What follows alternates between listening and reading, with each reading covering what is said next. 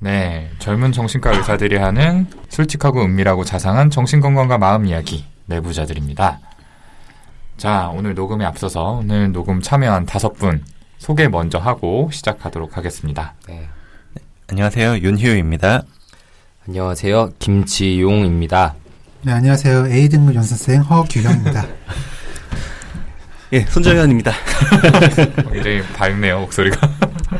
예, 그리고 저는 항상 사회를 맡고 있는 오동훈입니다. 저희 요즘에 한창 피치 올려가지고 녹음하고 있잖아요. 저번 주에 보고 또 이번 주에 보고 네. 그 전주에도 받고 막 그러니까요. 뭐 없던 정이 좀 생기는 것 같네요.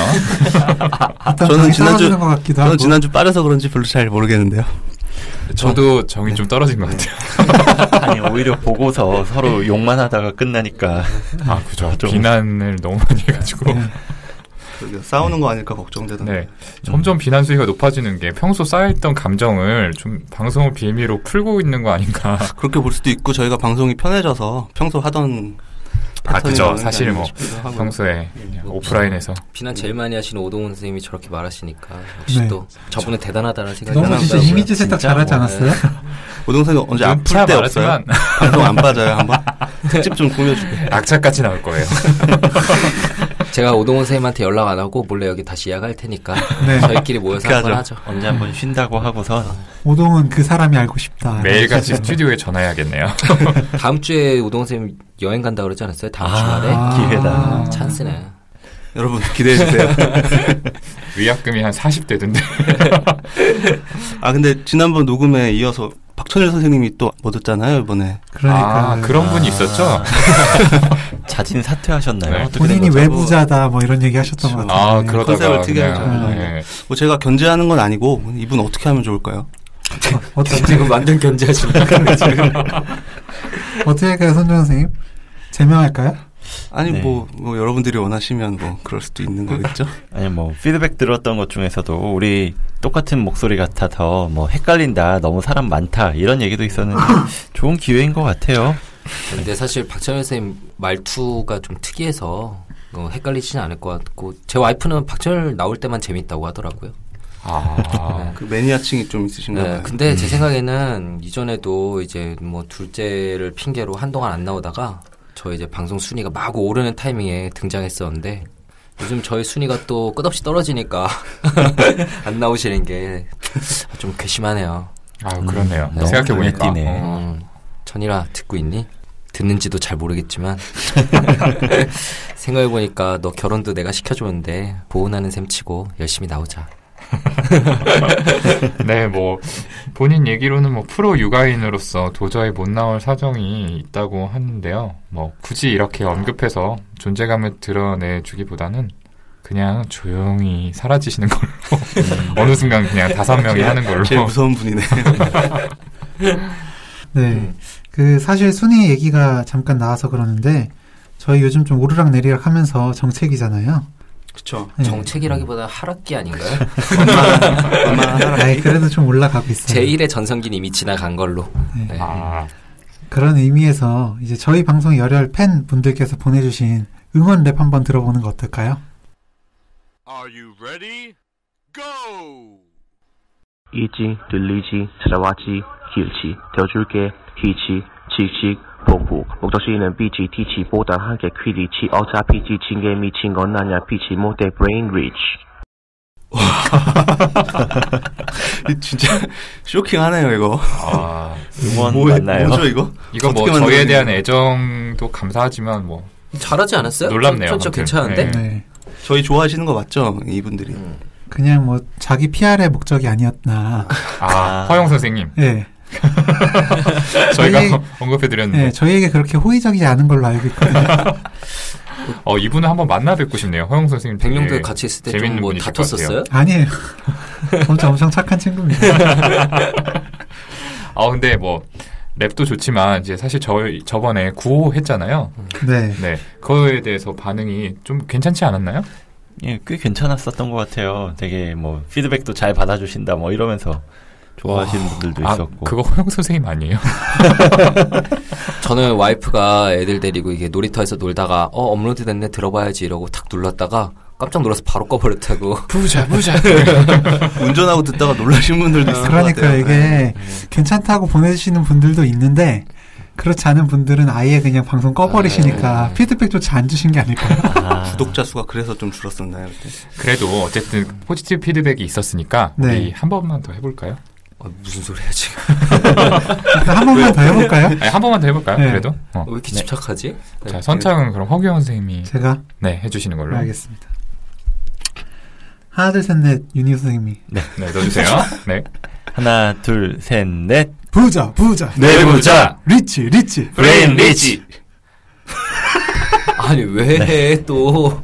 요 다음에 이렇게 약간 뾰로롱 하는 BGM을 넣어가지고. 네. 죄송합니다. 사실은 저희가 좀 중독돼가지고 네 이거 좀 하고 싶은 맞아요. 그런 게 네. 있어요. 죄송합니다. 형도 저번에 안 해서 그렇지 했나? 했어. 했구나. 이거 계속 머리에서 좀 맴도는데. 그러니까 아무튼 네.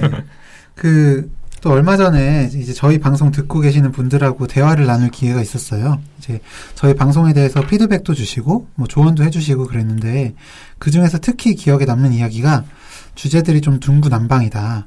어떤 컨셉인지 잘 모르겠다라는 말씀이었어요. 처음엔 이제 정신과의 비밀을 알려준다고 해서 관심 있게 듣고 혹시 내 이야기는 언제 나오나 하고 기다리고 있었는데 이제 그런 막 와닿는 이야기는 안 나왔다. 그런 얘기를 하시더라고요. 네, 저도 그 자리에 있었는데, 그 이야기 듣고, 진짜 그랬구나 생각도 들고, 여러 생각이 들더라고요. 처음에 방송 준비할 때는 우리끼리 편하게 얘기하는 것들, 정신과를 모르는 사람이 들어도 재미있을 만한 속사정들을 이야기해보자는 마음이었는데, 막상 준비하다 보니까 우리한테만 재밌는 방송이 된 건 아닌가, 그런 생각이 좀 드네요. 네, 저도 와이프한테 들은 얘기가 방송 듣는데 무슨 강의 듣는 느낌이라고 그러더라고요. 평소에 병원에서 있었던 일 이야기하는 게 훨씬 더 재밌다 그러면서 무슨 주제에 대해서 얘기를 하려고 했다 그런 내용이다라고 아무리 설명해봐도 그런 건 별로 재미없고 그냥 실제로 있었던 일들 이야기하는 게 훨씬 재밌다고 그러더라고요. 네, 맞아. 저도 그런 얘기 들었어요. 네. 그래가지고 저희가 이 코너 제목도 정신건강의학과의 비밀을 소개합니다 라고 하면서 정비소 코너를 이야기하는데 사실 그렇게 막 비밀스럽고 실제적인 이야기보다는 책 봐도 알 수 있는 내용들 하다 보니까 좀 재미없게 느끼신 거 아닌가 싶었어요. 그 정도로 재미가 없나요, 저희가? 너무 부정적으로만 생각했나요? 근데 아무튼 좀 주변 분들이 말씀해 주시는 걸 들어보면은 저희가 했던 에피소드 중에서 꿈이라든지 아니면은 감정 기복이라든지 이런 질환보다는 조금 더 공감하실 만한 이야기들 이런 것들을 조금 더 좋아해 주셨던 것 같기는 해요. 맞아요. 그 청취자분들이 기대하시는 건 또 한편으로는 실제 진료에서 일어나는 어떤 비밀스러운 이야기일 수도 있을 것 같은데 그래서 오늘은 조금 그런 이야기들을 더 다뤄보면 어떨까 하는 생각을 저희가 해봤습니다. 정말 괜찮으세요? 손정현 선생님이 또 약간 사랑했던 환자분. 그거요? 네, 그거. 또 뭐야? 당신은 뭐예요? 약간 그때 완전 상사병 빠져서 헤어나오지 못했잖아요. 괜찮아 사랑이야 실사판 찍으려고 했잖아요. 두 분이 짜고 진짜 저를 자르려고 아주 그냥 계획을 세우셨어요. 저는 그냥 전에 듣기만 했었는데 진짜 있었던 얘기 맞죠? 있었던 얘기죠. 세 분이 짜셨군요. 네 분이 짜셨어요? 곧 박차고 나가겠네요. 근데 오동훈 씨는 늘 본인 얘기를 덮어 씌우는 그 스킬이 아주 좋으신 것 같아요. 진짜 저희가 몇 번 얘기했었는데 얘 왜 이럴까요 시간에 한번 다뤄드리겠습니다. 저는 순진한 교회 오빠 스타일이고 늘 진실만을 이야기하는 편입니다. 그러니까 본인 없을 때 한번 저희가 오동훈 그의 진실을 파헤쳐주겠다 이러면서 너무 깨끗할 거예요. 털어도. 네. 아무튼 이제 저희가 다음 방송에는 어떤 얘기를 해볼까 고민하던 차에 마침 정신과의 비밀에 대해서 이야기를 해볼 만한 사연이 와가지고 같이 오늘 이 자리에 얘기를 나눠보기로 결정을 했습니다. 우선은 어떤 사연인지 좀 들어볼게요. 안녕하세요. 저는 20대 후반의 미혼 여성 A입니다. 작년 하반기쯤 우울 증세가 심하게 와서 태어나서 처음으로 정신건강의학과에 방문했어요. 문답형 심리검사를 했고 결과는 많이 우울하고 무기력한 상태로 나왔습니다. 그래서 한 2주 간격으로 간단한 상담과 약 처방을 받았습니다. 상담 시간은 5분 정도로 간간히 컨디션을 묻는 형식으로 진행이 됐어요. 심층적인 얘기를 나눈 건 아니지만 다행히 약이 잘 맞아서 약을 먹은 지 한 달도 안 돼서 거의 정상 컨디션을 찾았습니다. 잡념이나 우울한 감정들이 둔해지면서 활기를 되찾았어요. 그래도 선생님께서는 유지와 예방을 위해서 약 복용을 최소한 6개월 이상 유지하는 게 좋을 것 같다고 하셨고요. 문제는 이 부분이 아닙니다. 제가 선생님에게 느끼는 호감이 점점 커져가는 걸 느끼고 있습니다. 병원에 처음 방문했을 땐 정말 그지같이 하고 갔었는데 어느 순간 점점 신경이 쓰이더라고요. 방문하기 전에 옷장을 다 헤집어 놓고 이 옷 저 옷 입어보고 화장도 다시 하고 뾰루지는 컨실러로 가리고 저도 어처구니가 없고 이게 뭐 하는 건가 싶습니다. 선생님이 정해주신 스케줄대로 그 병원에 6개월 넘게 방문하고 있는데 예약일이 다가오면 여전히 옷장을 다 뒤엎고 이 옷 입었다 벗어던지고 저 옷 입었다 벗어던지고 전쟁을 치릅니다. 스스로 미쳤다고 생각하면서도 정말 너무나 설렙니다. 당연히 선생님 앞에선 포커페이스로 이런 마음 전혀 내색하지 않습니다. 부끄러운 것도 그렇지만 당연히 그러면 안 될 것 같아서요. 선생님이 40대 이상의 기혼으로 추정되기 때문에 더더욱 포커페이스를 하게 됩니다. 근데 이젠 제가 병원에 왜 가는지조차 헷갈립니다. 이게 유지 목적으로 가는지 아니면 선생님 보고 싶어서 가는지 부끄럽지만 선생님이랑 포옹하는 상상도 해보고 집에 오면 너무 설레서 막 뒹굴어요. 이런 걸 검색해보니까 전문 용어로 전이라고 한다고 들었습니다. 그래서 결국 저 도대체 어떻게 해야 하나요? 이 병원을 옮겨서 상사병 치료를 받아야 할까요? 사실 호감을 갖고 만난 사람이 있었는데 선생님과 대화한 이래로 그가 남자로 안 보였어요. 그가 선생님보다 10살은 더 어린 사람이었는데 그런 건 전혀 중요한 게 아니더라고요. 그래서 그 남자는 현재 차단해버린 상태입니다. 저 좀 살려주세요. 저 왜 이러는 걸까요?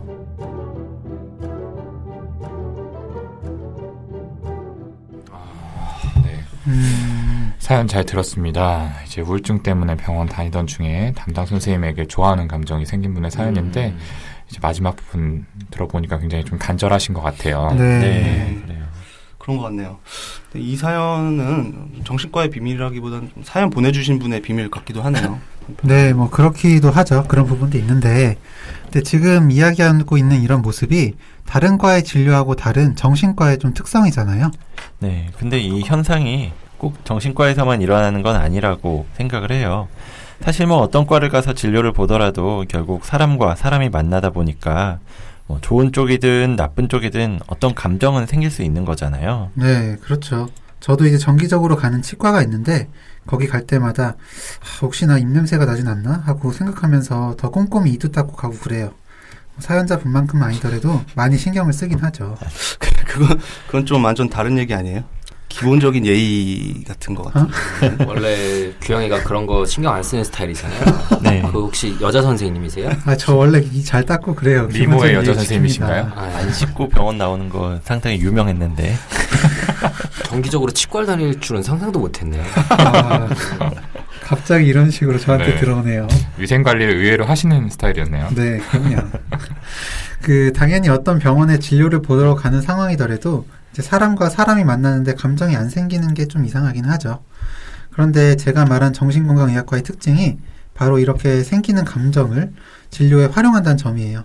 그냥 의사한테 사랑에 빠졌구나 이러고 끝나는 게 아니라 왜 그런 감정이 생겼는지에 대해서 분석을 해보는 거죠. 그리고 분석을 통해서 알게 된 것들을 가지고 치료에 활용을 한다는 게 정신과 진료의 특별한 점입니다. 그쵸. 네. 사연자분이 이야기하신 전이 현상이라는 게 그 진료 과정에서 생겨나는 경우들이 많고 그걸 알아내는 게 정신 분석의 핵심 과정 중 하나죠. 청취자분들 중에서 이 용어를 들어보신 분도 있고 처음 듣는 분도 있으실 것 같은데 솔직히 처음 들으시는 분이 훨씬 많으실 것 같아요. 네.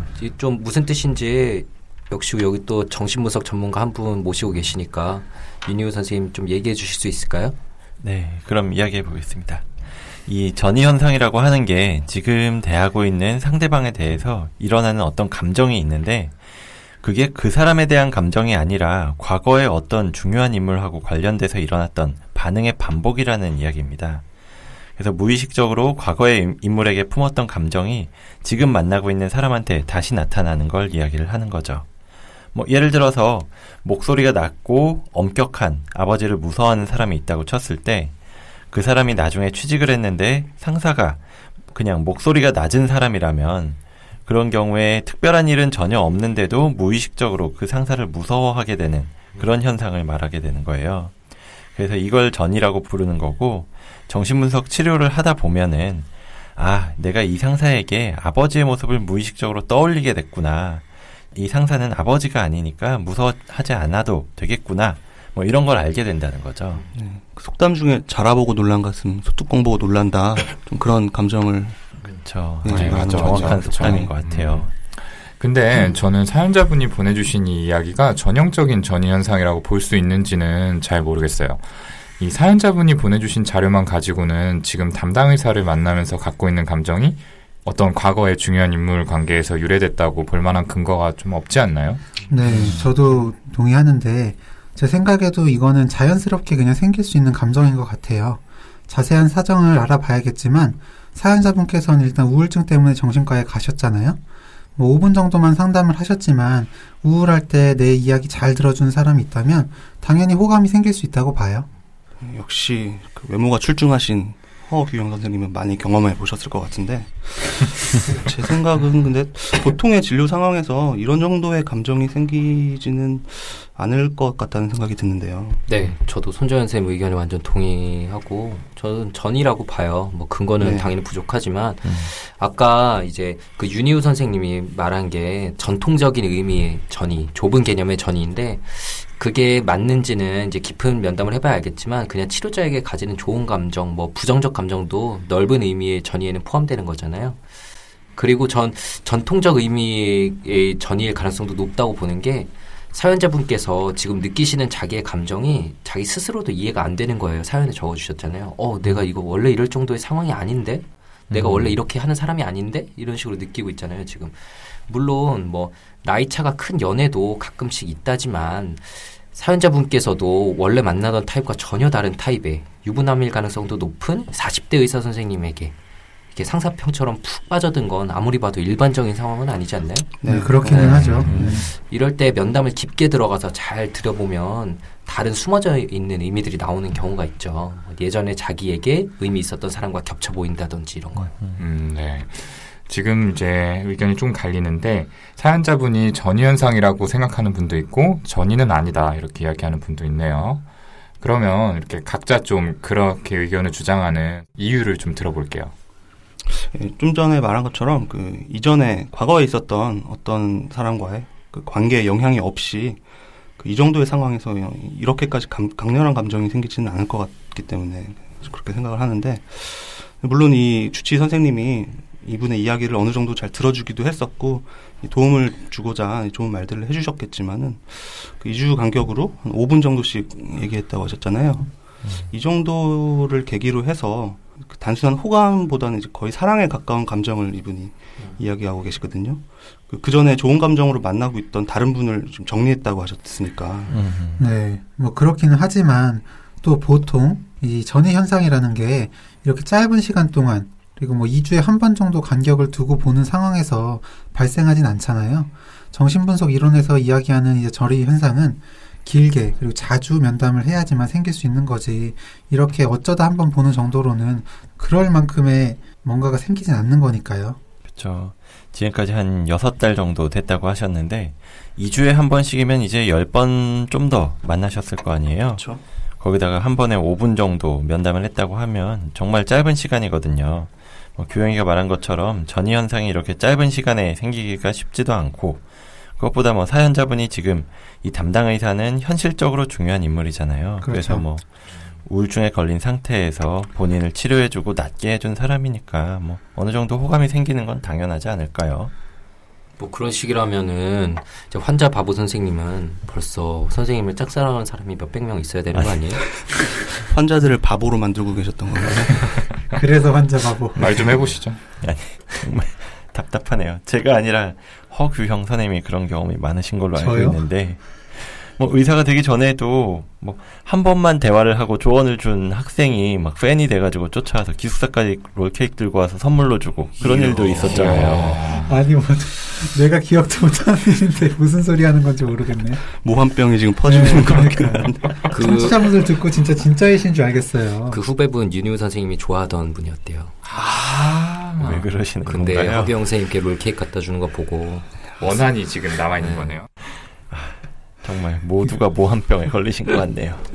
근데 지금 규영이랑 희우가 이 정도의 치료 관계에서 전이가 발생하지는 않았을 거다라고 말했는데 전이가 굉장히 쉽게 생기는 사람도 있어요, 사실. 네, 뭐 그렇기는 합니다. 뭐 저도 아까 보통의 경우라고 말씀드리기도 했고요. 네, 그래서 어쨌든 이분이 그 담당 선생님에게 가지고 있는 감정이 일반적인 환자 주치 관계에서 어떻게 흔하게 일어나는 게 아니라는 거는 다들 동의를 하고 계시는 것 같아요. 근데 저는 지금 그래서 이분이 갖고 있는 감정이 전이 현상일 가능성이 더 높다고 보는 건데 구체적으로 누구랑 어떤 관계가 그 치료실에서 다시 나타나게 된 건지 저희가 지금 알기는 좀 어렵죠, 당연히. 근데 분명히 과거에 실제로 경험했던 어떤 인물과 비슷한 면이 있을 거라고 생각을 합니다. 아마도 굉장히 중요했던 사람, 이분이 강한 애정을 가졌었거나 아니면 애정을 받았던 누군가가 있지 않을까 생각을 하고요. 아마 뭐 아버지나 형제, 아니면 어렸을 때 친구일 수도 있겠죠. 네. 네, 뭐 지금 저희가 설명드리는 게 너무 막연하게만 들리실 것 같아서 한번 저는 예를 들어보고 싶어요.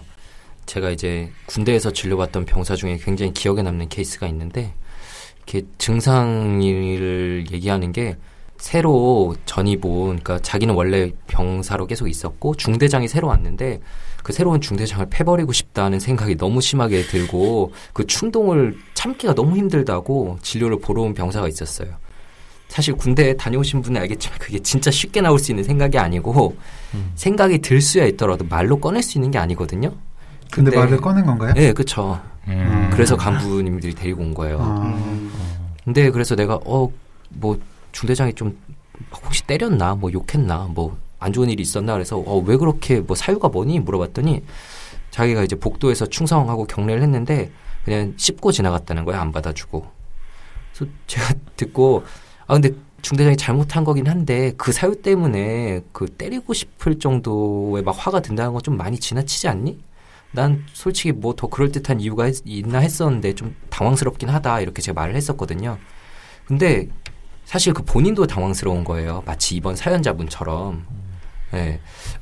이거 사실 좀 생각해보면 내가 이렇게까지 반응할 일이 아닌데 왜 이러는지 모르겠어요. 이런 거죠.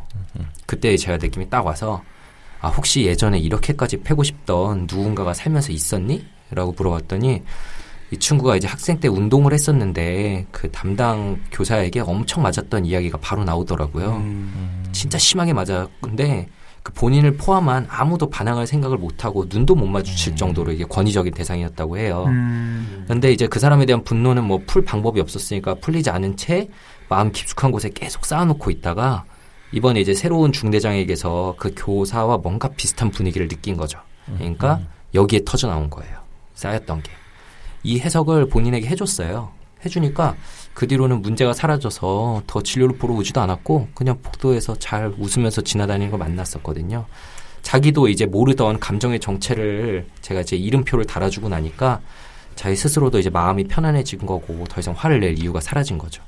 대단하네요. 진짜. 명이네요, 명이. 네. 좋은 해석이었습니다. 네. 또 실제 인물이 아닌 경우들도 있어요. 판타지라고 하는데 이제 정말 갖고 싶은 누군가, 이를테면은 부모님께 사랑을 받지 못하면서 자란 아이가 저들은 내 친부모가 아닐 거야. 분명히 어딘가에는 나를 끔찍히 아끼는 부모가 따로 있을 거야. 이렇게 공상하는 경우가 흔하거든요. 그렇죠. 그래서 의식적이든 무의식적이든 이런 대상을 갈구하고 있던 중에 누군가가 자신에게 애정을 표현해주고 케어해주는 느낌을 받으면 그 판타지 속 인물에 대한 감정이 전달이 되면서 쉽게 사랑에 빠지기도 하는 그런 경우들이 있습니다. 네. 네, 이렇게 저희가 전이에 대해서 이야기를 해봤는데요. 그러면 좀 각자 경험했던 전이에 대해서 간단히 이야기를 해보는 건 어떨까 싶어요. 물론 이제 각각의 환자분들의 프라이버시를 침해하지 않는 수준에서 간략하게요. 네. 그러면 청취자분들이 좀 더 개념 잡으시는데 도움이 될 것 같아요. 먼저 저희 전이 유발형 페이스를 지니신 허규영 선생님부터 말씀해 주시죠. 전혀 뭐 사실과 다르고요. 뭐 제가 기억났던 케이스 좀 떠올려 보자면은 그분 이제 여자 환자분이셨는데 20대 여자 환자분이셨고 이제 저랑은 1년 이상 정신 분석을 했던 케이스였어요. 이제 한 9개월 정도 이상 이제 면담을 진행했었는데 그때 저한테 이제 결혼을 하자고 했었죠. 저도 일단은 당황을 했지만 이제 어떤 이유에서 좀 그런지 이제 자세히 좀 탐색을 했었는데 그분께서는 이제 어렸을 때부터 굉장히 아버지한테 엄청난 사랑을 받으셨던 분이에요. 그래서 나중에도 남자친구나 다른 사람한테 그런 아버지와 같은 사랑을 좀 꿈꿨었는데 솔직히 그런 아버지 같은 사랑 해주는 사람은 없잖아요. 그죠. 네. 그런 맹목적인 사랑에 가까우니까요. 그러다 보니까 계속 실망하고 힘들어지고 그러셨는데 저는 이제 꾸준히 면담을 지속하면서 좀 얘기도 들어주고 계속 옆에 좀 있고 그러다 보니까 그분이 좀 저한테 아버지와 같은 그런 마음을 느끼셨던 거죠. 아버지가 주는 사랑과 같은. 네, 그런 걸 그래서 그런 전이 현상에 대해서 좀 분석을 해드렸던 경험이 있습니다. 저는 조금 이제 비슷하면서도 허경 선생님하고 좀 반대의 어떤 부정적인 전이가 치료에 방해가 됐던 그런 환자분이 생각이 나는데 그 사회 불안 그리고 우울증이 굉장히 이렇게 심하다가 너무 심해져서 주위 사람들에 대해서 그렇게 가끔씩 피해 망상까지 생겨서 이제 입원을 하게 되셨던 20대 초반의 여자 환자분이셨는데요. 그분의 경우에는 입원해서 초기에 저하고 이제 면담을 많이 하면서 저를 조금 편하게 그리고 제가 도움이 된다고 느끼셔서 많은 얘기를 하셨었는데 그 아버님이 어렸을 때부터 굉장히 엄하고 본인의 생각대로 어떤 모든 생활 규칙이나 어떤 진로 같은 것들을 강요하셨던 분이셨거든요. 그래서 그런 점들에 대해서 힘들었던 상처받았던 이야기들을 많이 다루다가 그러다가 이제 그 교수님들한테 환자분 케이스에 대해서 제가 이제 보고를 드리고 이제 또 피드백을 받는 자리가 있었는데 이 환자분에 대한 어떤 그런 면담 내용을 보고 드리기 위해서 준비하는 과정에서 조금 이 환자분이 뭐 피곤하고 뭐 본인이 지금은 면담하고 싶지 않아 하는 상황이었는데 제가 이제 격려를 하면서 면담을 진행을 하게 됐거든요. 그러니까 본인이 그 상황에서 갑자기 굉장히 극도의 저항을 보이시면서 저한테 이제 소리를 지르고 화를 내시면서 선생님이 이런 사람인지 몰랐다. 뭐 치료를 받고 싶지 않다라고 해서 결국에는 뭐 며칠 안에 퇴원을 하게 되셨던 경우인데 그 당시에는 뭐 저는 그냥 굉장히 당황을 했었죠. 왜 그러실까 했는데 조금 지나고 생각을 해보니까 그 이전에 말씀하셨던 본인의 어떤 그런 굉장히 권위적인 아버지, 강압적인 아버지의 모습이 저에게 이렇게 전이로 나타났던 게 아닌가.